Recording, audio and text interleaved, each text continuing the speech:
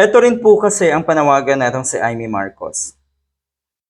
Na kuno ay mukhang ang dapat palitan ay si Speaker Romualdez. At yan po ay inalmahan ng mga mambabatas. Siyempre, sobra na daw si Amy Marcos, na mukhang hindi mo na maintindihan kung ano ang takbo ng kaisipan nito. Kasi para bang ang pinagbibintangan na kuno ay sumira sa unity team ay si Speaker Romualdez. Siya nga ba o si Sara Duterte? Yun yung malaking katanungan na nababasa rin natin.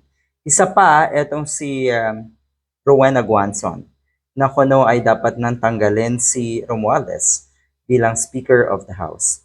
At tinignan natin yung mga komento na eto daw si Guanzon ay mukhang hindi na naman nakainom ng gamot. Ang nakikita ng marami nating kababayan kay Guanzon ngayon, deviant. Kakaiba yung ugali niya. Hindi mo maintindihan.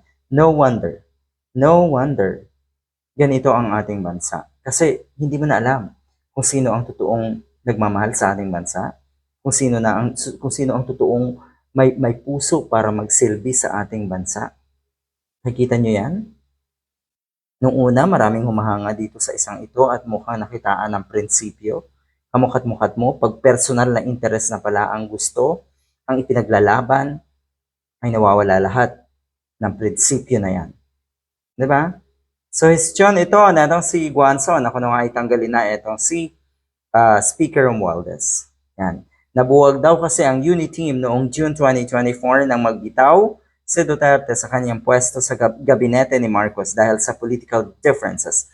Okay. So, yan. Yan ang gustong mangyari na itong si Guanzon. So, siguro ang mas maganda niyan,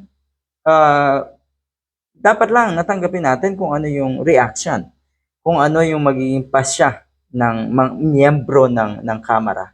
Dahil sila naman ang nagluklok dito kay Martin Romualdez, kay Speaker eh.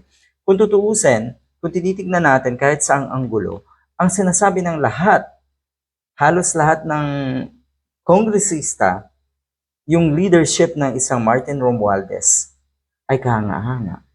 Oh, paano nangyari yon? Hindi ba etong sina Guanzon, etong sina Amy Marcos, meron lang gustong ipwesto? Kaya ganyan ang kanilang pananaw at ganyan ang kanilang